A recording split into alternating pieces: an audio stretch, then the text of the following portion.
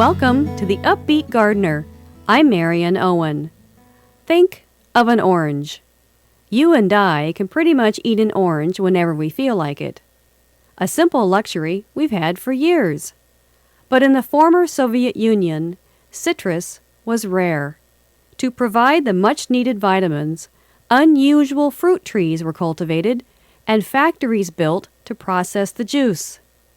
When the Cold War ended, nurserymen like Sam Benowitz, owner of Rain Tree Nursery in Morton, Washington, jumped at the chance to bring these plants to home gardeners.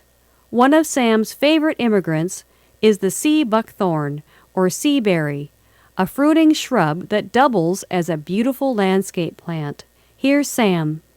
It's a shrub that grows maybe to 8-10 feet tall, kind of an upright grower, and it's in the autumn olive family, so it has those long, gray, narrow leaves.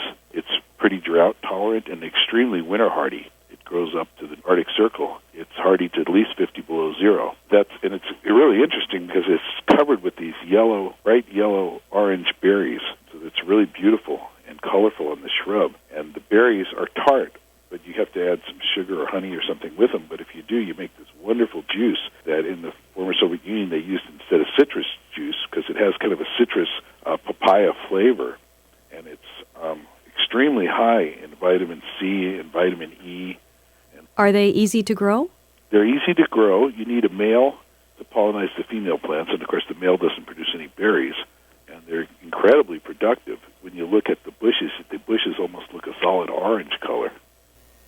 You can learn more about sea berries at raintreenursery.com. Happy growing! I'm Marion Owen.